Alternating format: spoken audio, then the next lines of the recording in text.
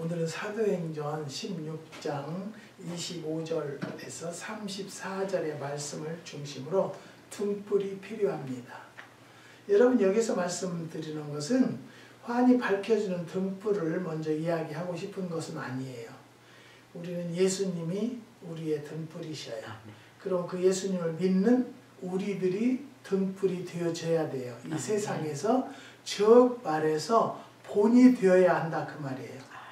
그래서 나를 보고 많은 자들이 밝게 웃으며 기쁨으로 살 수 있어야 되는데요. 저는 요즘에 목사라고 하는 말을 참 부끄러워요. 너무너무 부끄러워요. 왜 그러냐면 우리 목사들이 교회에서는 등불이 되는 것입니다. 그래서 그 목사가 모든 자들을 밝게 살 수 있는 길을 가르쳐 주시고 안내해 주는 역할을 해야 되는데요. 요즘에 목사님들이 목사님이라고 하기도 싫어요. 저는 제 자신을 자책합니다. 내가 기도가 부족하고 아직도 훈련이 부족해서 이렇게 많은 목사들이 세상을 더럽히고 세상을 어지럽게 만들고 있다는 것을 참 통회합니다. 사랑하는 성도 여러분, 우리는 오늘 이 말씀을 듣는 자들은요, 적게는 가정에서 가장은 등불이 되어야 되고요, 또 어머니들은 가정에서 내조자로서 등불이 되어져야 한다는 거예요. 그것이 바로 뭐냐면 자녀들에게 등불을 비춰줄 수 있는 가정이, 직장이, 사업이 되시기를 주님의 이름으로 축복합니다. 어느 교회에서요, 훌륭한 강사를 모시고 부흥회를 개최했다고 합니다. 며느리가 시어머니에게 어머니, 저는 집을 지키고 있을 테니 오늘 저녁 교회에 가셔서 은혜 받고 오세요 라고 기회를 드렸습니다. 시어머니는 며느리의 전도로 교회에 나가기 시작한 지 몇 개월 되지 않은 데다가 귀가 어두운 편이었다고 합니다. 어머니 맨 앞자리에 앉아서 목사님 말씀을 잘 듣고 오세요 라며 감사 헌금까지 준비해 드렸습니다. 그날 저녁 10시가 다 돼서 시어머니가 들어오셨습니다. 어머니 오늘 저녁 은혜 받으셨어요? 하니까 에야, 무슨 강사가 그 모양이니? 왜요? 뭐라고 하셨는데요? 글쎄 2시간 동안 강사 목사님이 긁어 부스럼내지 말라는 말만 계속 하더라는 것이었습니다. 며느리는 의아해하고 궁금했습니다. 그래서 구역장에게 전화를 걸어서 시어머님이 교회 다녀오신 얘기를 한 후에 설교 제목이 무엇이었냐고, 어떤 설교를 하셨느냐고 물었습니다. 그랬더니 구역장 대답이 설교 제목은 긍정적 신앙과 부정적 신앙이었고, 긍정적이라는 말과 부정적이라는 말을 많이 하셨다는 것이었습니다. 귀가 어두워서 제대로 듣지 못한 데서 일어난 해프닝이었습니다. 긍정적, 부정적이라는 말이 긁어 부스럼으로 들릴 정도면 문제가 있는 것이죠. 귀가 눈이 어두우면 안 됩니다. 귀나 눈이 어두우면 안 됩니다. 마음 역시 어두우면 안 됩니다. 그러나 영혼의 눈이나 귀는 더 밝고 맑아야 한다는 것입니다. 그래서 하나님을 볼 수 있고 영원한 세계를 볼 수 있고 하나님의 음성을 들을 수 있기 때문인 것입니다.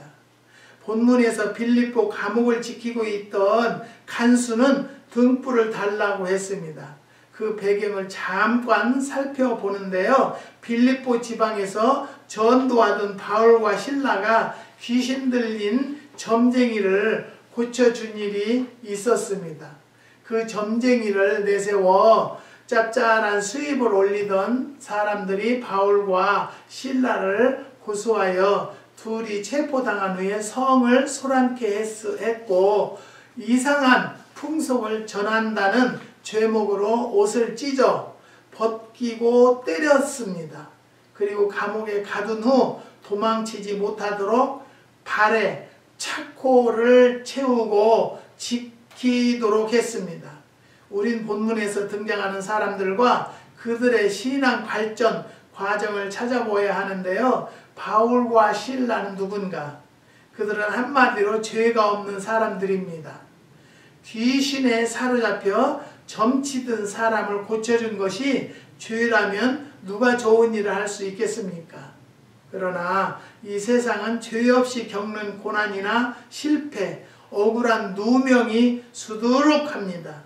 예수님도 죄 없이 매맞으셨고 십자가를 지셨습니다. 바울도 죄 없이 쫓겨다녔고 돌에 맞았고 매를 맞았습니다. 베드로전서 2장 19절을 보면은 애매히 고난을 받아도 하나님을 생각함으로 슬픔을 참으면 이는 아름다우나 라고 했고 20절에서는 죄가 있어 매를 맞고 참으면 무슨 칭찬이 있으리요 라고 했습니다.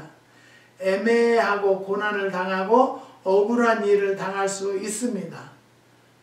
그러나 죄가 없다면 하나님이 그거를 아시기 때문에 낙심하거나 절망할 필요가 없다는 것이죠. 그러나 죄가 있어서 당하는 고난이라면 빨리 회개하고 고쳐야 한다는 것입니다. 본문에서 주목할 것은 그들이 밤중에 기도하고 찬송했다는 것입니다. 그들은 억울하게 매맞고 갇혀있는 가고에서 그것도 깊은 밤에 기도하고 찬송했다는 것입니다. 26절을 보면 이에 호련히 큰 지진이 나서 옥터가 움직이고 문이 곧 다 열리며 모든 사람의 매인 것이 다 벗어진지라 라고 했습니다. 이 구절을 지구적으로 살펴보아야 합니다. 이에라는 것은 기도와 찬송을 했더니 결과로 그 결과로라는 것입니다. 다시 말하면 기도와 찬송의 결과를 연결시키는 접속사입니다.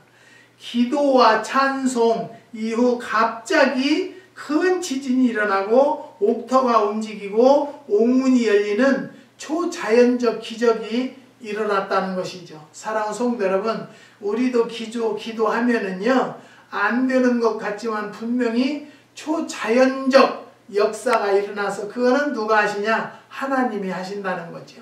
우리의 기도를 들으시는 것은 모든 것이 다 이루어진다는 것입니다.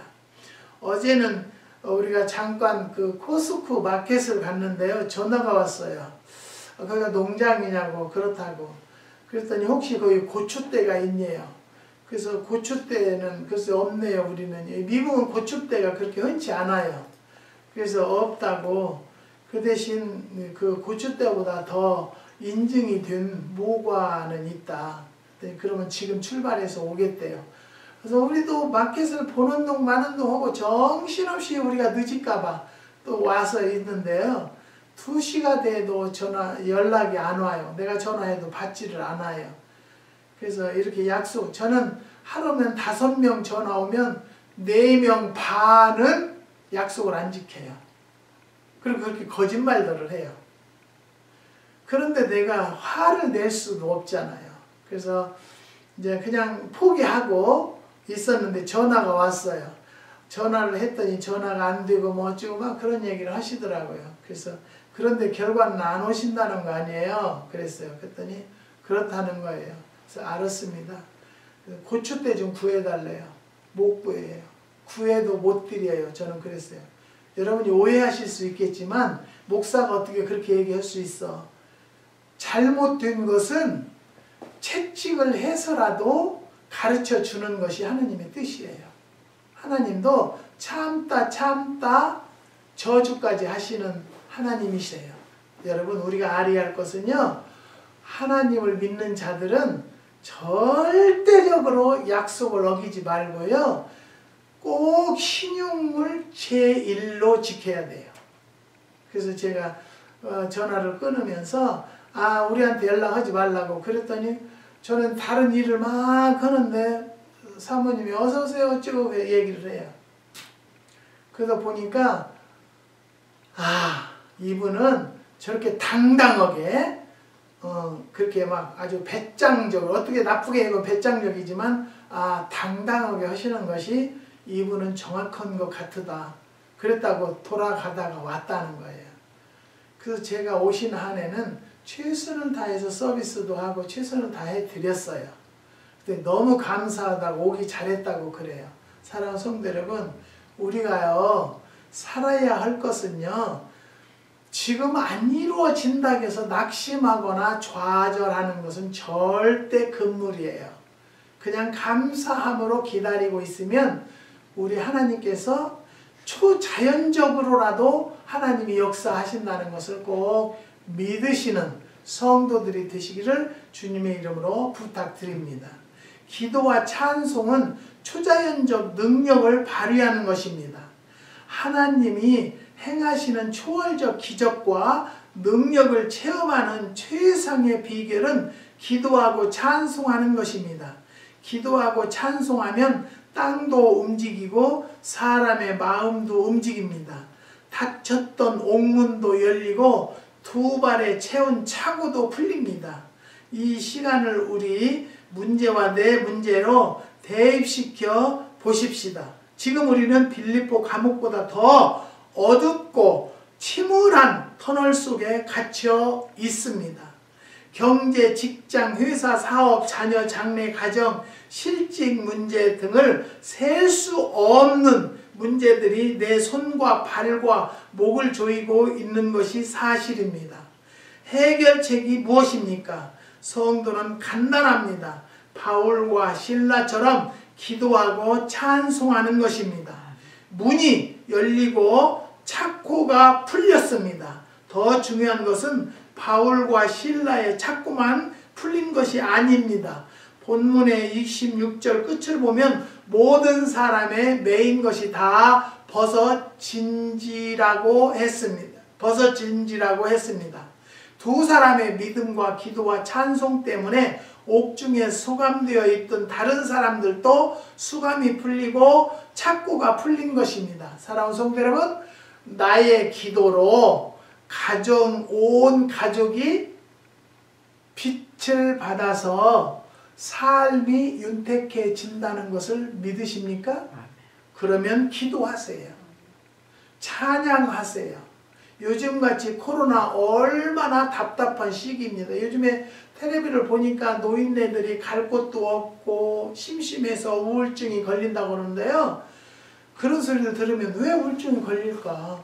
하나님 앞에 기도하시면 되지. 여러분, 대상자가 없어서 이야기를 못 하는 거잖아요. 그렇지만 우리는 하나님을 믿는 자들은요, 대상자가 하나님이시라는 거예요. 하나님은 주무시지도 않으시고 졸지도 않으세요. 믿으시기 바랍니다. 그런 하나님이 우리 곁에 동행한다는 것을 믿으시면 우울증 걸릴 것이 없어요. 그리고 바빠요. 내일을 위해서. 저는 어느 목사님이 그냥 아주 형편없는 일을 했다고 요즘에 계속 JTBC의 뉴스에 나오던데요. 그 목사님은 재산이 100억이 넘는데요. 100억이. 목사가, 그래서 목사들이 도둑놈 소리를 듣는 거예요. 차도 대통령들이 타는 차들만, 그런 차들 종류들만 5대가 있대요. 목사들이 지금 먹을 것과 입을 것, 우리가 일용할 양식을 주옵시고 기도하면서 뭘 시계에 폐물이 어마어마하게 쌓여 있어요. 나는 그분을 부러운 것도 아니고요. 왜 그렇게 살까? 죄를 범하면서. 그리고 그 목사님이 그렇게 범행을 했다고 하니까 사모님은 그럴 일이 없다는 거예요. 자기 남편인데 몰라요? 왜? 금방 지금 수사 중이에요. 조사 중이에요. 그러면 다 드러날 거예요. 여러분, 그 안에 그 목사님은 누구를 믿어요? 하나님을 믿잖아요. 안 보이시는 하나님은 우리를 사감하시고 눈동자와 같이 보고 계세요. 그런 하나님을 전하는 등불이 되어야 할 사람이 젊은 아이들을 데려다가 가르치지도 않고 순전 불법적으로 돈을 모아서 그 돈 100억을 가지고 있다 무엇을 하겠다는 거예요. 저는 제가 지금 화나서 그러는 것도 아니고요. 우리가 목회자로서 빛이 되어야 할 사람들이 빛이 되지 못하는 것을 듣고 볼 때 성도들이 불쌍하다는 거예요. 나는요. 성도들이. 그 교회는 한 달에 300만 원씩 헌금을 안 하면 때린대요. 목사가 성도들을 때리는 교회는 또 어디 있어요. 그래도 거기서 맞으면서까지 그 교회를 다니는 성도는 무슨 성도예요? 그렇게 당했다고 또 거기 인터뷰를 하는 성도는 누구예요?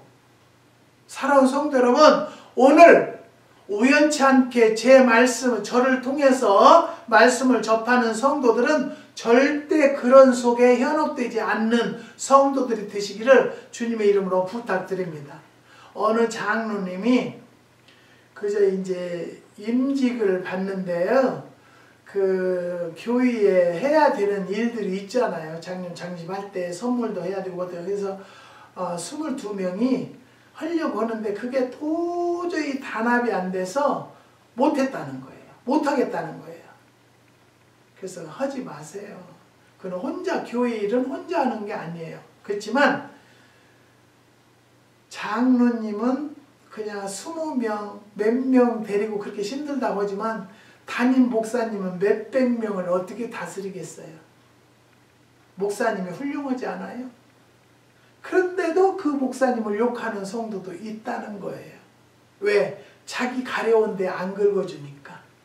사랑하는 성도 여러분, 목사들을 불쌍히 여기시고 시간이 날 때 기도해 주시기 바랍니다. 뭐 헌금을 하라 그런 것도 아니에요. 그냥 생각나면 기도해 드리는 것이 그 목사님을 굉장히 도와주는 거라는 것을 믿으시기를 주님의 이름으로 부탁드립니다.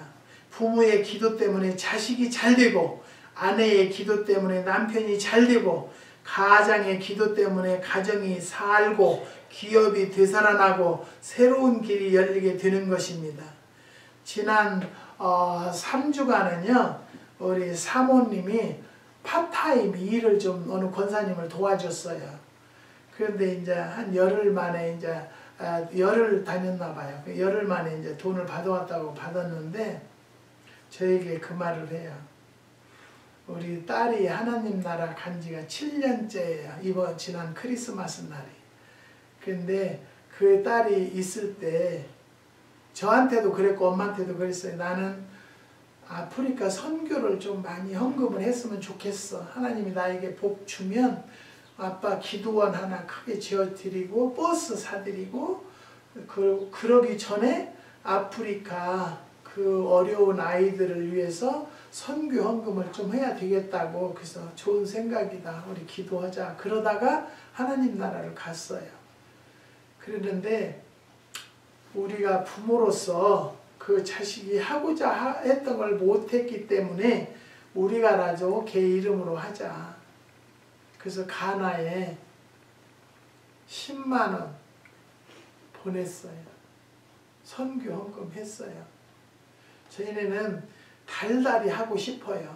그래서 계속 했었어요.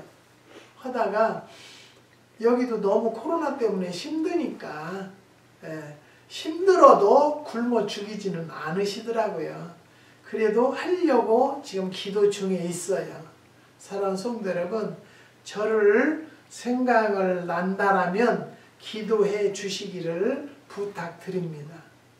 그래서 미셸 이름으로 가나의 선교 헌금을 계속 할 수 있도록 여러분도 기도해 주시고 저도 하려고 기도하고 있습니다. 신앙생활에서 절망은 금물입니다. 절망이나 포기도 머리를 짜고 생각해야 합니다. 그 노력이면 기도하고 찬송할 수 있다는 거지요. 미국 미시간 대학의 심리학 교수인 크리스토퍼 피터스는요, 1100명을 대상으로 한 연구 결과를 정신과학 과학적인 월간지에 발표했다고 합니다. 그 보고에 따르면 비관적인 생각을 하는 사람일수록 수명도 단축되고 사고로 죽은 위험도 보통 사람보다 25%나 더 높다는 것입니다. 성인 남성의 경우 나쁜 일이 일어날 것이라고 생각하는 사람은 수명도 짧고 각종 사고에 의한 사망률이 높았다는 것입니다. 기도하고 찬송합시다. 걱정, 근심할 시간이 있다면 기도합시다. 그래서 저는 아침에 딱 일어나면 좋은 일이 있을 것이다. 좋은 소식이 올 것이다.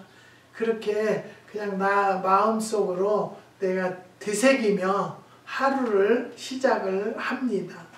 사랑하는 성도 여러분, 어떤 시간이건 긍정적인 생각을 가지고 사는 성도들이 되시기를 주님의 이름으로 부탁드립니다. 그래야만 영적 지각 변동이 일어나고 옥문이 열리고 착고가 풀리는 기적이 일어날 것입니다. 믿고 기도하고 찬송합시다. 그래서 저는 이제 하도 요즘에 막 고추대가 막 코로나를 물리친다고 그러는데 제가 기도하는 마음으로 하나님 고추대라도 코로나가 물러나는 것이라면 할렐루야입니다. 그랬더니 한국에 고추대가 얼마나 많아요? 그런데 그 고추대를 말도 못하게 쌀모들 먹는데요. 저희 누님이 고추농사 지어서 고추대가 그렇게 좋다네 그랬더니 고추대가 없대야. 고추대가 없대. 근데 어느 교수는 고추대 증거 없는 말이니까 듣지 말라고 그랬대요. 근데 제 마음에는 하나님이 마음에 주시는 거겠죠. 야, 고추대가 그렇게 코로나를 물리치면 한국은 왜 몇십 명에서 지금 1000명이 넘냐 환자들이. 그거 다 이해를 못하겠어요. 고추대 얼마나 쉬워요. 고추대에다가 배추 서너 개 넣고 소금 한 줌 넣으래요. 그렇게 하고 데려서 먹고 나왔다고 목사님들이 또 거기에 나오더라고요. 코로나에 걸려서 고추대를 11봉을 먹고 나섰다고. 그래서 제가 아는 한국의 권사님한테 권사님 한국의 고추대를 좀 저한테 보내주세요. 그랬더니 네 알았어요. 우리 권사님 강권사님네 있대요. 그래서 가져오면 그걸 데려서 좀 코로나 때문에 불안한 사람들한테 좀 주고 싶어요. 들을지 안 들을지. 저는 이미 내 마음에는 고추대가 그렇게 잘 들어오면 한국에 같이 고추대, 이 미국은 고추대가 힘도 어려워요. 없어요. 근데 그렇게 많은 나라에서 뭐 때문에 환자들은 1000명이 먹고 2000명이 될 거래요. 환자들이 왜 이렇게 많아질까요? 그래서 우리가요 더 열심히 긍정적으로 기도하고 활동해서 면역을 길러주는 방법밖에 없다는 것을 또 말씀드립니다. 그 안에 분명히 하나님께서 역사를 하셔야 된다는 것을 믿으시고 주님께 의지하고 기도하는 성도들이 되시기를 주님의 이름으로 부탁드립니다. 두 번째 간수는요, 잠자다가 졸지에 당한 일이었습니다. 옥문이 열리고 죄수가 다 도망쳤다고 생각하다가 그는 당황한 나머지 칼을 빼 자살하려고 했습니다. 그때 바울이 큰 소리로 내 몸을 상하지 말라 우리가 다 여기 있노라라고 소리쳤습니다. 간수는 2번 놀랐습니다. 잠자는 사이에 옥문이 열리고 죄수가 다 도망쳤다고 믿고 놀랐고 자살하지 말라 우리가 여기 있다는 소리에 놀랐습니다. 깜깜한 밤 옥문이 지진으로 열렸는데 남아있을 죄수가 누가 있겠습니까? 내 몸을 상하지 말라. 자해나 자살은 죄가 됩니다. 이유는 내 몸도 내 생명도 내 것이 아니라 하나님의 것이기 때문입니다. 29절을 보면 간수가 등불을 달라고 한 후에 뛰어들어가 무서워 떨며 죄수인 바울과 실라 앞에 엎드려 선생들아 내가 어떻게 하여야 구원을 얻으리까 라며 구원을 요청했습니다. 하나님을 믿기를 원했던 것입니다. 사랑하는 성도 여러분, 우리는요 내가 입술로 전도한다고 해서 전도되는 것이 아니에요. 입술로 전도하면 내가 행함으로 내 생활로 보여줘야 되는 거예요. 항상 제가 말씀드리죠. 모든 냄새는 코로 맡지만 그리스도의 냄새는 눈으로 맡는다고. 그래서 내 삶을 보고 내 주위 사람들이 예수를 믿게 된다는 것을 깨달으시고 이런 방법으로 전도하는 성도들이 되시기를 주님의 이름으로 부탁드립니다. 이 구절에서는 두 가지를 기억해야 하는데요. 첫 번째는 등불을 달라는 것입니다. 그 당시 감옥은 기름으로 불을 밝혔기 때문에 감방마다 밤새 불을 켜놓을 수가 없었습니다. 그러니까 감옥이 어둡다는 거지요. 다 도망친 줄 알고 자살하려는 그에게 깜깜한 감방 안으로부터 내 몸을 상하지 말라. 우리가 도망친 것이 아니라 다 여기 있다고 말하는 그 얼굴이 보고 싶었던 것입니다. 그래서 등불을 달라고 한 것입니다. 성도 여러분, 내 어두운 마음에 등불을 켭시다. 내 어두운 심령에 진리의 불을 켭시다. 등불이 무엇입니까? 예수님은 나는 빛이라고 하셨습니다. 예수 등불, 진리의 등불이 필요합니다. 이 어두운 세상, 감옥 같은 세상도 예수 등불로 밝혀야 합니다. 지금 이 세상에서는 우리가 예수를 믿는 사람이니까 첫 번째 등불은 목사님들입니다. 지도자들입니다. 그 다음에는 직분 가진 성도들입니다. 가정에서는 아버지가 믿음으로 기도하면 등불이 된다는 것을 믿으시기를 주님의 이름으로 부탁드립니다. 두 번째는 내가 어떻게 해야 구원을 얻으리까라는 구도자의 자세입니다. 죄수가 간수에게 부탁하고 청탁하는 것이 관례입니다. 그런데 상황이 바뀐 것입니다. 멸망이 희망으로, 슬픔이 기쁨으로, 실패가 성공으로, 죽음이 생명으로, 지옥이 천국으로 바뀝니다. 바울은 그 간수에게 주 예수를 믿으라. 그리하면 너와 내 집이 구원을 얻으리라고 복음을 전했습니다. 그날 밤 간수가 바울과 실라를 자기 집으로 데려다가 맞은 자리를 씻기고 싸매고 자신과 가족이 세례를 받은 후 음식을 차려주고 온 집이 예수님을 믿게 되었다는 것이 본 사건의 결론입니다. 지난 주간에는요, 제가 한국의 군산의 신실교회를 단연간 다니면서 집회를 인도했었어요. 거기는 여자 목사님이세요. 결혼 안 하시고 그냥 홀로 하나님을 위해서 하나님의 종이 되어서 일을 참 열심히 하십니다. 근데 저에게 전화가 왔어요. 저 카톡이 왔어요. 목사님, 이 어려운 시기에 어떻게 지내십니까? 근데 그 말을 듣는데 참 마음이 찡했어요.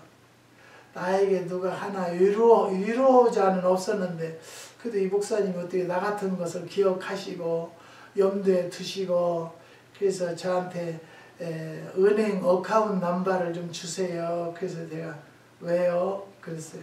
그랬더니 교회 재정이 참 하나님의 은혜로 여유가 있어서 주위에 좀 어려운 곳에 좀 나누려고 합니다. 그 말을 하셨어요.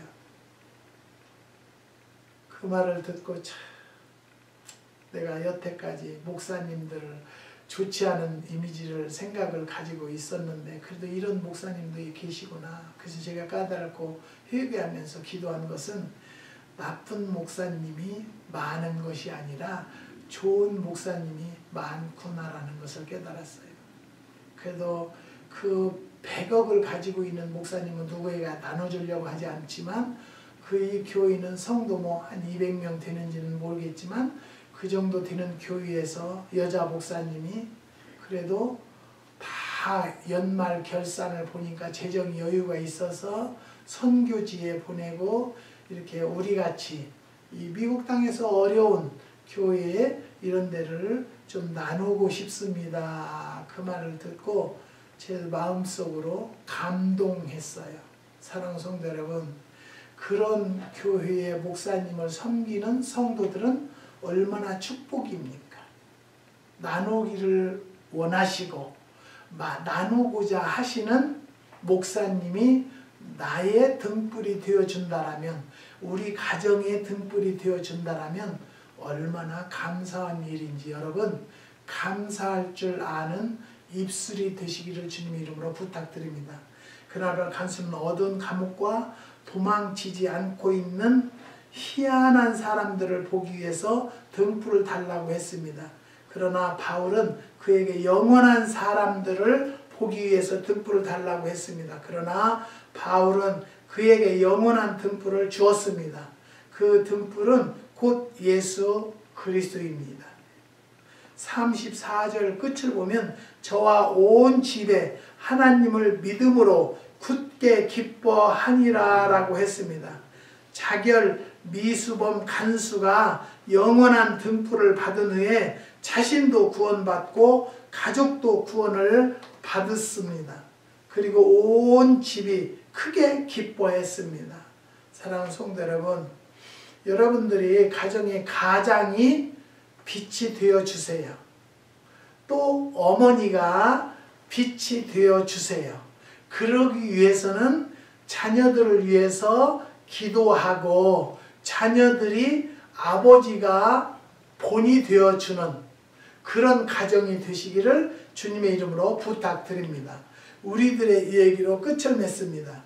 예수 믿어야 나도 가족도 구원을 받게 됩니다. 기도하고 찬송해야 시련과 고통이 물러갑니다.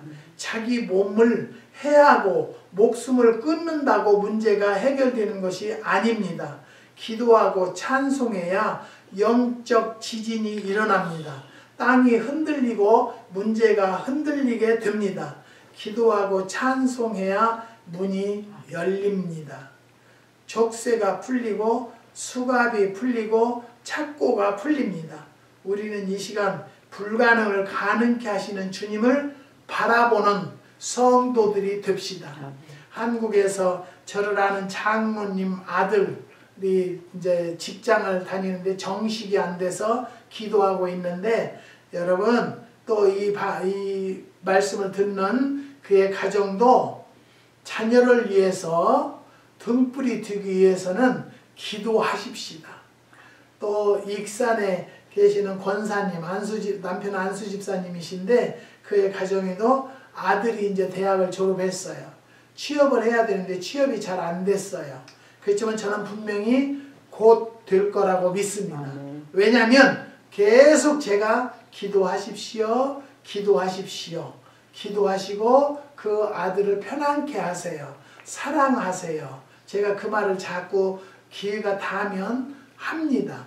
그렇기 때문에 분명히 하나님은 역사하실 줄 믿습니다. 안 되는 것을 되게 하고 못하시는 것이 없으신 하나님께서 해결해 주실 것을 믿습니다. 요즘 같은 시국에 어렵고 힘들다고 불평만 할 것이 아니라 감사하는 성도들, 감사를 인정하는 성도들이 되시기를 주님의 이름으로 축복합니다. 기도하시겠습니다. 하나님 감사합니다. 주님께서 오늘도 귀한 날 등불이 필요합니다 라는 말씀을 상고해 보았습니다. 오늘 이 말씀을 들은 주의 백성들에게 등불이 되어주는 예수님이 친히 찾아가 주시고 가장이 등불이 되기를 원합니다. 하나님 기도로 무장하고 기도로 승리하는 가정들이 될 수 있도록 역사하여 주시옵소서.